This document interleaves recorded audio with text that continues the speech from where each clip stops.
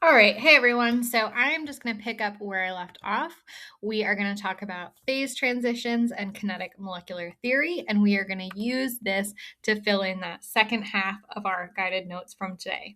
So we're going to take all that info we learned from that first half of the lesson, and now we're going to apply it to how does particle motion relate to phase transitions.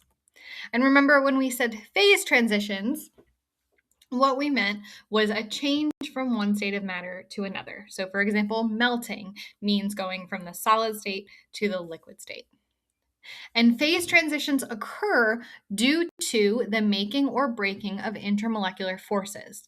Remember from our bonds unit back all the way in semester 1, when we talked about bonding, we said that intermolecular forces are not true chemical bonds. They're the bonds that occur between different molecules.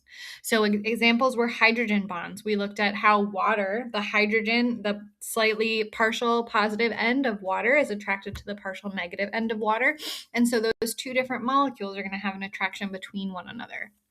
That's an example of an intermolecular force, not to be confused with a chemical bond, which is the bond between the oxygen atoms and the hydrogen atoms in water. So phase transitions specifically are physical changes. Those chemical bonds are not changing during a phase transition. The intermolecular forces will be changing, but the chemical bonds are staying unchanged. So therefore, we have the same molecules at the beginning and end of a phase transition, which means that these are physical, not chemical changes. There's no chemical reaction involved because no bonds are made or broken. Okay, so let's think for a second about the energy involved in these phase changes. So what we end up with is this pattern that the stronger a molecule's intermolecular forces are, the more energy it's going to take for a phase transition to occur. And remember, we said this unit, when we talk about energy, a lot of the time we mean in the form of heat. So if we look at these two compounds, we've got sodium chloride, which is an ionic compound.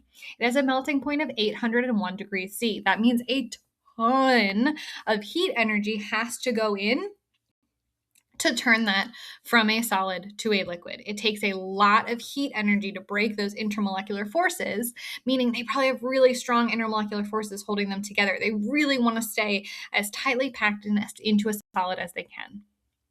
Compared with something like oxygen gas, O2, the melting point of oxygen would be negative 219 degrees Celsius. Meaning if I add just a teeny tiny speck of heat energy, that's going to go straight to a liquid and then straight to a gas. That is where it is most content at room temperature because it would take very, very little energy to get that all the way up to a gas. All right, so let's see how we're going to apply this on our notes.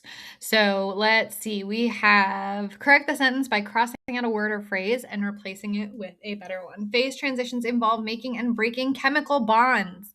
We said, no, it does not involve making and breaking chemical bonds. So I'm going to cross this out and I'm going to change it to intermolecular forces, the IMFs. And then we have fill in the blank. The stronger the blank, the more energy is needed for the substance to transition from one phase to another. So the stronger the intermolecular forces, then the more energy is needed for the substance transition.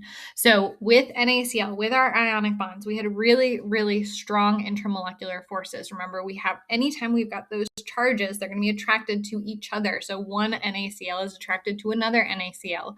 Whereas one O2, that's a non-polar covalent bond. Those two O2 molecules are really not that attracted to one another. So there aren't as many intermolecular forces.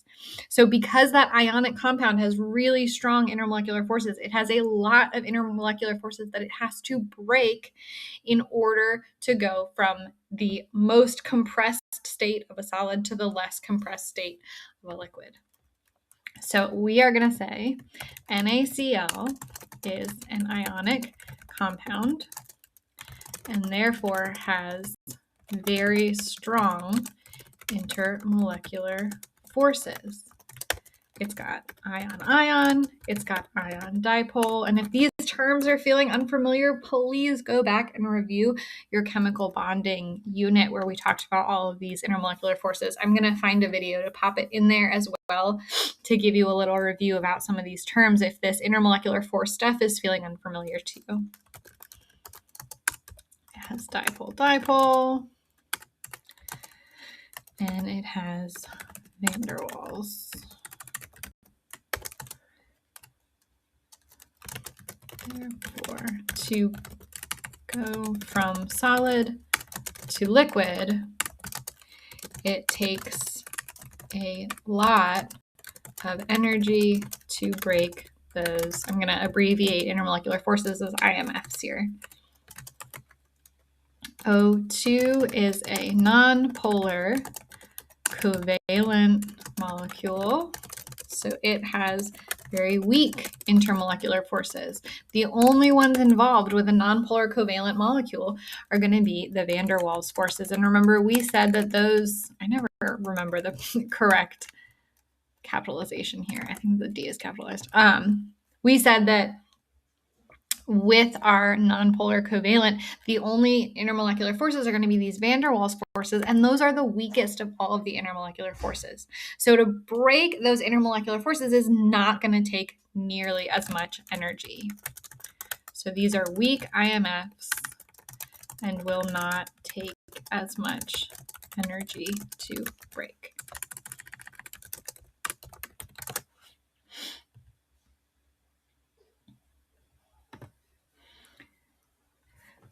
All right, so here's my explanation, and this is kind of what I just talked through. So because NaCl is an ionic compound, it has tons of intermolecular forces. They're really strong intermolecular forces. The ion of one NaCl is going to be very attracted to the other ions of the other NaCl. So they're really attracted to one another. So it's going to take a ton of energy to break those intermolecular forces. Unlike with oxygen, only nonpolar covalent, so the only intermolecular forces are van der Waals, which are weak. So it's going to have a low melting point. It's not going to take nearly as much energy to break apart those IMFs, separate those molecules from one another, and go from a solid to a liquid. All right, so there is a word for every potential phase transitions, and not just the ones you think of. So the ones we're really familiar with are freezing, melting, and evaporation or vaporization. The ones we maybe don't think about as much are condensation, but particularly sublimation and deposition. So there are phase transitions from a solid to a gas. You can go from a solid to a gas, and we'll talk about how towards the end here. You can go from a gas to a solid. If you think about when you open your freezer, you'll see this a lot. The gas that comes off of your freezer that you see, that is an example of sublimation. This is one that you see a lot. Another example of sublimation is dry ice. If you've ever seen dry ice, that goes straight from a solid to a gas. So we do have a name for that one as well. Okay, so let's think about what's actually happening, and then this will also help us to understand why the strength of the intermolecular forces is so relevant here. So we're going to think about what actually happens during these phase transitions. So first, when we think about melting, we're going from a solid to a liquid. We know from what we've already learned that in a solid, the particles are only slightly vibrating. They're not moving freely. So what happens as we add heat is that those particles are going to gain more and more energy. And because of kinetic molecular theory, we know that adding more energy means they start to move faster. That was our fundamental idea from our kinetic molecular theory, that as we add heat, the particles will move faster. So if we picture the particles inside of a solid, they're going to be slowly vibrating, and then we add heat, and then they're going to start to vibrate a little faster. They're going to start to bump a little bit around, and those intermolecular forces holding them in this nice geometric shape are going to break apart. And so there's still going to be significant attraction through those forces, but not as much as there was in a solid form. So you can see the pictures on the right. The dotted lines represent the intermolecular forces. Remember, these are not the chemical bonds. These are the forces that hold the molecules to each other. And you can see that in ice, we have a ton. Every water molecule is going to be attached in some way to every other water molecule. Whereas in a liquid, we've still got some for sure. There's still some attraction as they're floating around in a fluid, but there are some that are going to be kind of more free forming and they're going to be able to move freely. So those particles are going to be able to slide past each other and there's still going to be attraction to one another. When we go the other direction, well, we've got the same processes that we're thinking about, just in the other direction. So we're going from having some attraction between the particles to having a ton where they are in that nice geometric shape. So what happens on the molecular level when we go from a liquid to a solid, when we freeze, is we have heat that is being lost from the system. So we're no longer heating it up. Now we're cooling it down. And as that heat is lost from the liquid, well, we know, according to kinetic molecular theory, that means that the particles will slow down. And as they slow down, they have more time to be attracted to those other molecules around them. And that becomes enough. That attraction is then strong enough to overcome their motion, holding them in place and therefore forming a solid. If you imagine having two magnets, if I have the north end and the south end of a magnet facing each other and I move them past each other really fast, I'm going to have enough force in that motion so that they don't connect. That's like what we have going on with a liquid. Whereas when I take some of that energy away and they slow down and I'm moving them past each other much more slowly, they're more likely to connect to opposite ends because I can feel that attraction between them, and that's going to be stronger than the motion. All right, vaporization. So when we go from a liquid to a gas. So again, this is a scenario where heat is being added. And because heat is being added, that means my particles are moving faster. So here it's really the same thing that happens when we go from solid to liquid, just on a larger scale. We have all of those intermolecular forces that are holding them together as a liquid. And as they gain more and more energy, they start to move faster and faster. And then again, just like my magnet analogy, because they've got so much speed, they've got so much kinetic energy, they're moving too fast for that attraction to pull them together. And so almost all of those intermolecular forces are going to break. The water on the right is in the process of evaporating. So what we can see is that we've got some of the water molecules held together with these intermolecular forces. Those are the ones with the dotted lines. But we can also see that we've got other water molecules that are starting to move freely. They're moving so fast that they're pulling away from the water. And these are the two that are kind of floating above. This is in the process of evaporating. So imagine I'm boiling some water right here. These two water molecules flying off on their own, those are my steam. That's my water vapor coming off, because those are the molecules where the intermolecular forces have broken and therefore they've escaped the liquid state.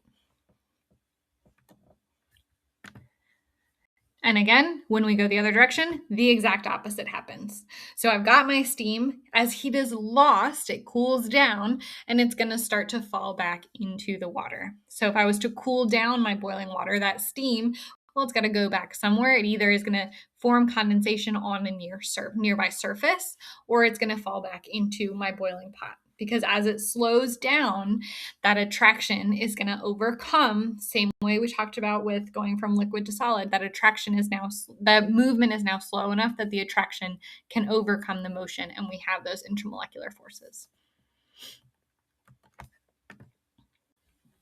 And then the very last piece that we are going to talk about here are these heating and cooling curves. So you'll see these sometimes, and what they show us is how a molecule changes or compound changes from one state of matter to the next as heat is being added. So as we move across the horizontal axis, that's the increase in heat. So this is, imagine I've got a piece of ice and I put it on a burner. It would be, as time goes on, more and more heat is being added to that substance. And then we see how its temperature changes along the vertical axis. And so we can see in its coolest state, that's where we're in the solid state. And we can see that as we add heat, temperature is going to increase steadily and linearly until we reach the melting point, which we'll also refer to as the freezing point, because that's the point where it goes between one and the other. So in that state, it is both a solid and a liquid. We have some of the particles within the substance have overcome those forces enough to move into the solid state, whereas some of them haven't quite gotten there yet, and they're still in the, I think I misspoke there. Some of them have broken enough of those intermolecular forces to move into the liquid state, whereas others are still stuck behind in the solid state.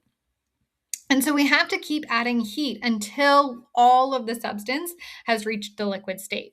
Otherwise, it's going to stay at that temperature where we've got both. That's where we've got like ice water. Some of my ice is melting and other is still in the solid form. So until all of it has melted, we are going to stay in this temperature range right at the melting point. And that's why we see a horizontal line, because I'm still adding heat, but my temperature is not changing until I am all liquid. And then once the substance enters the liquid state in region C, that's this next linear portion of the graph where we have a positive slope here. So in portion C, this is as heat is added to the liquid until we reach boiling. Once the liquid starts to boil, that's when we hit the next horizontal section of D, where we are now at the boiling point and we are going back and forth between liquid and a gas. When we continue to add heat, we stay at that temperature until we finally all evaporate and enter the gaseous state, and then our temperature can steadily increase again. All right, so with this video, I'm going to send along an exit ticket as a Google form for you. So please make sure to fill that exit ticket out and submit it to me. You will have another reading specifically about the heating and cooling curve, so you'll have a little bit of chance to practice reading through those. All right, that's all I've got. Oh, let me go in and let's fill in. I didn't do your notes here, so let me fill in your notes. Okay, so let's go back and review what we learned through those slides. So first, fill in labels to identify the name of each of the phase transitions. So that's what we had in this picture here. So from gas to liquid, I don't know why I started there. We have condensation. Solid to a gas. That was our sublimation. Remember I said that's what you see when you open the freezer door sometimes. Sublimation. Gas to a solid is our deposition. That's also probably a term you haven't heard as much. Deposition. Liquid to a gas. We have our vaporization. Oops.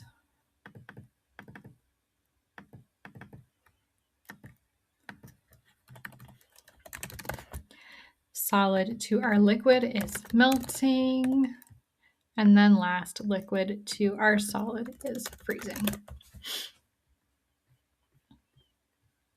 And then I asked you to explain each in terms of kinetic molecular theory. So those were these slides that I went through in here. These are the explanations in terms of as heat is added, what's happening to the particle motion, and how does that explain why this substance changes from one to another. And I think I have a different order here than I have on the slides.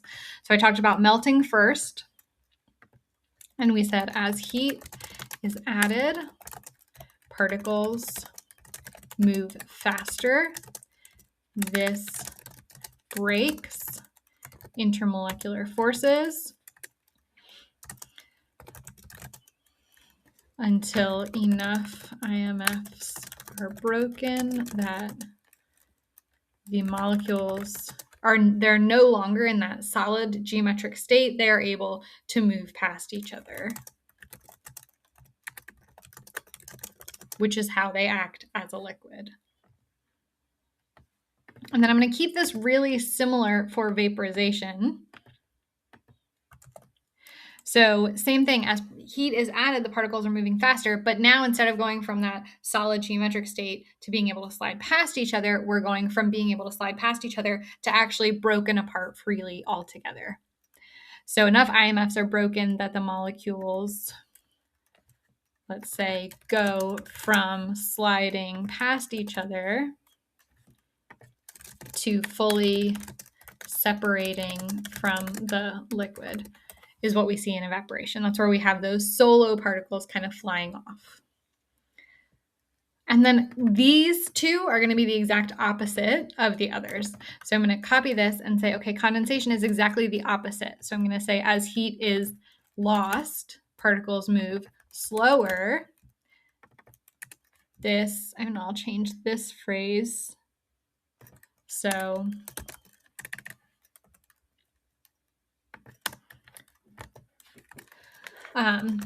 this allows the forces of attraction, those intermolecular forces, to overcome the motion. And then we form those IMFs, those intermolecular forces. Molecules go from, and these all switch. So they go from, oops, I spelled this wrong. From being fully separate to starting to form attraction until they are able to slide past each other.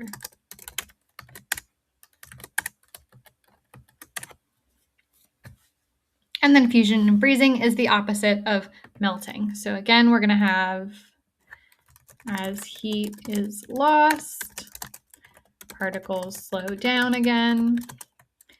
And again, this allows the forces of attraction to overcome the forces of motion.